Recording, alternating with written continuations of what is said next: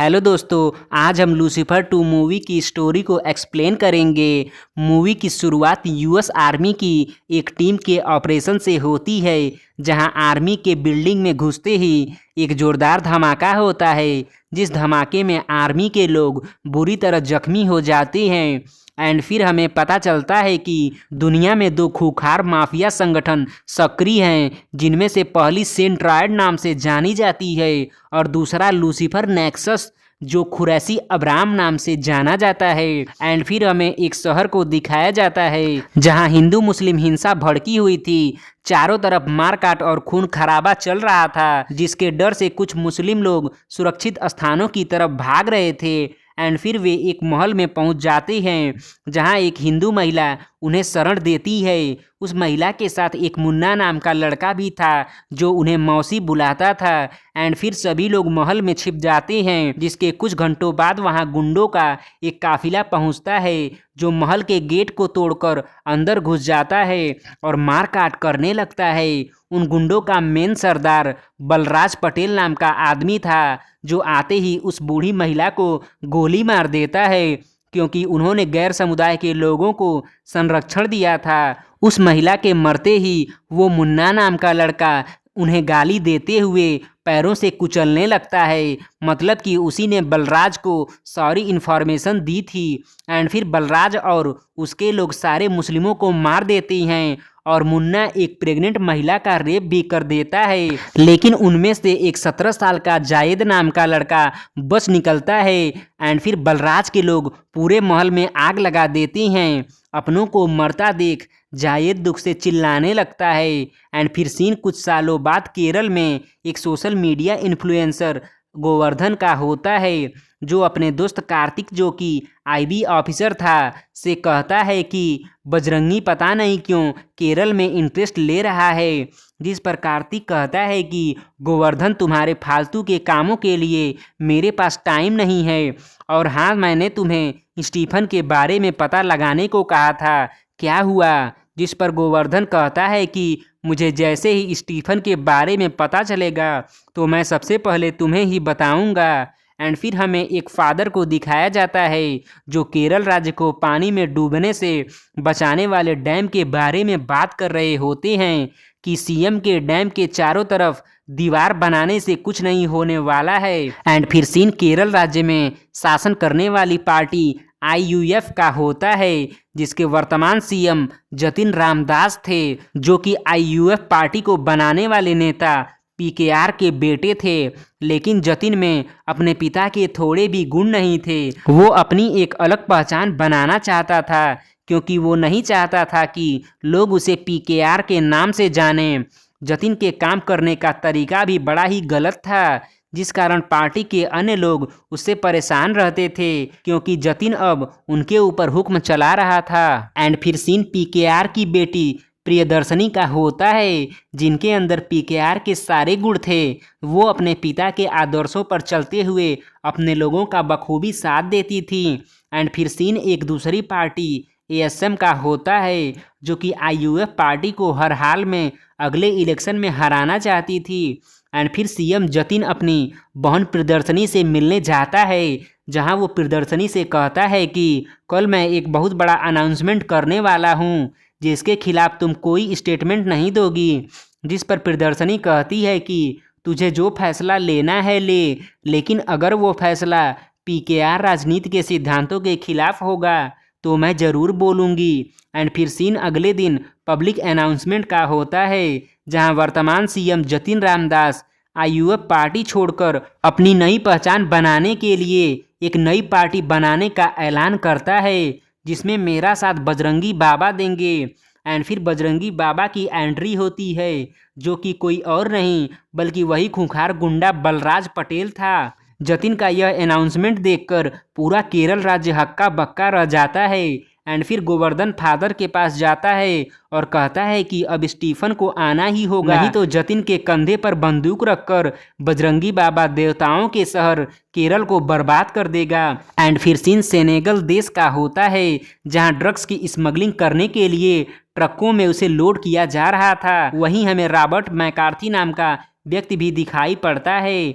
And फिर scene interpole के office का होता है, जहां इंटरपोल के हेड बोरिस को स्पाई कैमरों से पता चलता है कि ड्रग कार्टेल डिलीवरी के लिए सेनेगल से निकल चुका है। वहां उन्हें अपना एक एजेंट रॉबर्ट मैकार्थी के साथ लियोनोव नाम का एक्स हैंडलर भी दिखाई पड़ता है, जो कि पहले खुरैसी अब्राम के लिए काम करता था, लेकिन अब वो काबूगा कार्टेल में शामिल हो चुका है। जिसके बाद बोरिस अपनी जाबाज ऑफिसर मिशेल को ड्रग कार्टेल रोकने के लिए भेजता है, जो अपनी टीम के साथ काबूगा कार्टेल का इंतजार करने लगती हैं, लेकिन वे लोग अचानक रेगिस्तान में गायब हो जाते हैं। एंड फिर हमें पता चलता है कि काबूगा कार्टेल किसी गुप्त रास्ते से जा रहा है, लेकिन अचानक रास्ते में उन्हें 3 हेलीकॉप्टर घेरते हुए उनके सारे परखच्चे उड़ा देते हैं और पूरे ड्रग्स को भी बर्बाद कर देते हैं।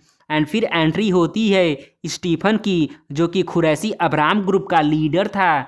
आते ही वो रॉबर्ट मैकार्थी को गोली मार देता है और अपने आदमी लियोनोव को छोड़ देता है। अपना सारा ड्रग बर्बाद होने से काबूगा कार्टेल का हेड काबूगा पागल हो जाता है।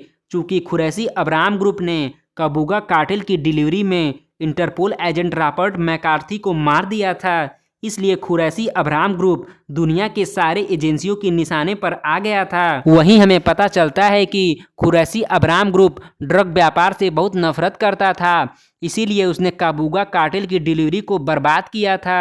एंड फिर सीन इंटरपोल के हेड बोरिस का होता है, जो कि खुरैसी अब्राम ग्रुप से मिला हुआ था। वो फ़ोन पर स्टीफन को बताता है कि सारी इंटेलिजेंस एजेंसियां मिलकर तुम्हें मारने वाली हैं, सावधान रहना। एंड फिर स्टीफन काबूगा से मिलकर दुश्मनी को ख़त्म करने की बात करता है, जिस पर काबूगा उसे अपने एरिया में आने को कहता है। एंड फिर सीन पास्ट में पीकेआर का होता है, जो स्टीफन निडम्पल्ली को अपना उत्तराधिकारी बताते हुए उसे अगला सीएम बनाने की घोषणा करते हैं। एंड फिर सीन प्रेजेंट में गोवर्धन का होता है, जो स्टीफन की तलाश कर रहा था, लेकिन किसी ने न तो स्टीफन को देखा था और न ही किसी को पता था कि स्टीफन कहाँ रहता है और क्या करता है। लेकिन गोवर्धन पता लगाते हुए एक आदमी डैनियल के पास पहुंचकर उसे बताता है कि मुझे स्टीफन से मिलकर उसे वापस केरला बुलाना है, नहीं तो कुछ लोग केरला को बर्बाद कर देंगे। एंड फिर वो आदमी गोवर्धन को बेहोशी का इंजेक्शन देकर उसे स्टीफन के पास पहुंचा देता है। दूसरी तरफ अब जतिन की नई पार्टी को एएसएम पार्टी का भी सपोर्ट मिल चुका था। एंड फिर सीन बजरंगी बाबा का होता है, जो अपनी पार्टी से सीएम पद का उम्मीदवार मुन्ना को बनाता है, क्योंकि केरला में 2 बड़े कंटेनर टर्मिनल, 4 इंटरनेशनल एयरपोर्ट और 600 किलोमीटर लंबा तटीय इलाका था, जो कि बजरंगी को अपना इलीगल बिजनेस एक्सपेंड करने के लिए काफ़ी मददगार साबित हो सकता था। एंड फिर सीन गोवर्धन और स्टीफन का होता है, जहां स्टीफन गोवर्धन से काफ़ी बातें करता है और बताता है कि तुम्हें लोग अपने फ़ायदे के लिए इस्तेमाल कर रहे हैं। मुझे केरला के बारे में सब कुछ पता है, क्योंकि अब तो भगवान का बेटा ही भ्रष्ट हो चुका है, इसलिए केरला को बचाने के लिए किसी शैतान को ही आना पड़ेगा। सही टाइम पर तुम्हें मेरे बारे में सब कुछ पता चल जाएगा, चिंता मत करो। एंड फिर सीन केरला का होता है, जहाँ के लोगों को स्टीफन निडम्पल्ली का इंतजार था, क्योंकि स्टीफन वहाँ का किंग मेकर था, जो किसी भी वक्त सत्ता का रुख बदल सकता था, क्योंकि उसके गुरु पीकेआर थे, जिनके शासनकाल में केरल की जनता काफ़ी खुश और सुखी थी। स्टीफन का नाम सुनकर जतिन भी डर रहा था, इसलिए वो कार्तिक और बजरंगी से कहता है कि तुम लोगों को स्टीफन नाम की आफत को रोकना ही होगा। एंड फिर सीन गोवर्धन का होता है, जो आईबी ऑफिसर कार्तिक को बताता है कि अगले 48 घंटों में स्टीफन कराकस में काबूगा कार्टेल से कोई डील करने वाला है। लेकिन गोवर्धन को नहीं पता था कि कार्तिक बजरंगी और जतिन से मिला हुआ है। चूँकि कार्तिक, जतिन और बजरंगी स्टीफन को ख़त्म करना चाहते थे, इसलिए कार्तिक सीक्रेट तरीके से काबूगा कार्टेल और स्टीफन की मीटिंग की इन्फॉर्मेशन इंटरपोल को पहुंचा देता है। जिसके बाद मिशेल अपनी टीम लेकर कराकस पहुंच जाती है, जहां सच में खुरैसी अब्राम काबूगा कार्टेल से मिलने आया था। चूँकि आज तक किसी ने खुरैसी अब्राम ग्रुप के स्टीफन को नहीं देखा था। दूसरी तरफ मिशेल ने उस एरिया में स्पाई ड्रोन सेट कर दिए थे, जिनके माध्यम से बोरिस सब कुछ देख रहा था। बिल्डिंग में इंटर करते हुए स्टीफन मुड़कर देखता है, मानो कि वो किसी को अपना चेहरा दिखाना चाहता हो। एंड फिर स्टीफन के बिल्डिंग में एंट्री करते ही मिशेल बोरिस से अटैक करने की परमिशन मांगती है, लेकिन बोरिस मना कर देता है। काफ़ी वेट करने के बाद जब गोलियां चलने लगती हैं तो मिशेल ऑर्डर्स को अनफॉलो करते हुए बिल्डिंग में घुसने लगती है, जो सीन मूवी के स्टार्टिंग में दिखाया गया था। एंड फिर जैसे ही मिशेल बिल्डिंग के गेट पर पहुंचती है तो ज़ोरदार धमाका होता है, जिसमें वो बुरी तरह घायल हो जाती है। और फिर न्यूज़ एजेंसियों से पता चलता है कि कराकस की गोलीबारी में स्टीफन निडम्पल्ली की मौत हो चुकी है। चूँकि स्टीफन निडम्पल्ली के एमएलए का पद छोड़कर 5 सालों से गायब चल रहा था और उन्हें केरल की जनता प्रदेश का अगला सीएम मान रही थी, लेकिन उनके मरने से केरल की जनता काफ़ी दुखी हो गई थी, क्योंकि उसने अपने कार्यकाल में सबकी बहुत सेवा की थी। एंड फिर सीन हॉस्पिटल में मिशेल और बोरिस का होता है, जहां बोरिस बताता है कि मिशेल, तुम्हारा दोस्त रॉबर्ट मैकार्थी एक डबल एजेंट था जो काबूगा कार्टेल के लिए भी काम करता था, इसलिए कुरैशी अबराम ने उसे मारा था। एंड फिर सीन प्रियदर्शनी का होता है, जिन्हें जतिन फ़ोन पर धमकाते हुए कहता है कि तू निडम्पल्ली के फंक्शन में नहीं जाएगी, नहीं तो बहुत बुरा होगा, क्योंकि जतिन को डर था कि अगर प्रियदर्शनी वहां जाएगी तो उसकी पार्टी कमज़ोर होगी और आईयूएफ पार्टी और मजबूत हो जाएगी। एंड फिर ये बात बजरंगी को भी पता चल जाती है, जो फंक्शन में प्रियदर्शनी के ऊपर हमला करवा देता है। उस हमले से बचते हुए प्रियदर्शनी जंगल में भाग जाती है, जहां उन्हें मारने के लिए गुंडे घेर लेते हैं, लेकिन तभी वहां स्टीफन की एंट्री होती है, जो गुंडों को मारकर प्रियदर्शनी को बचा लेता है। और वो प्रियदर्शनी से कहता है कि अगला सीएम तुम ही बनोगी। चूँकि प्रियदर्शनी के अलावा किसी को ये बात नहीं पता थी कि उसे किसने बचाया है। जिसके बाद सीन पास्ट में काबूगा कार्टेल और स्टीफन की मीटिंग का होता है, जहां काबूगा स्टीफन को अपने कार्टेल में शामिल होने की बात कर रहा था, लेकिन स्टीफन कार्टेल के खिलाफ था। इसलिए स्टीफन अपने खास आदमी की मदद से काबूगा को मारकर वहां से ब्लास्ट करके सेफली निकल जाता है। एंड फिर सीन प्रेजेंट में स्टीफन का होता है, जो फादर से मिलकर बताता है कि भगवान के बेटे मतलब पीकेआर के बेटे जतिन के पापों का प्रायश्चित करने उनका दत्तक पुत्र मतलब मैं आया हूँ। एंड फिर सीन आईयूएफ ऑफिस का होता है, जहाँ पीकेआर की कुर्सी पर बैठकर प्रियदर्शनी कहती है कि मैं पीकेआर के लिए इलेक्शन लड़ूंगी, लेकिन आप सबको मैं जैसा कहूँगी वैसा करना होगा। एंड फिर पार्टी के सभी मेंबर प्रियदर्शनी की बातों से सहमत हो जाते हैं। जिसके बाद सीन जतिन का होता है, जो मुन्ना और कार्तिक के साथ बजरंगी से मिलने जा रहा होता है। वहाँ रास्ते में गोवर्धन कार्तिक को बताता है कि स्टीफन अभी भी जिंदा है।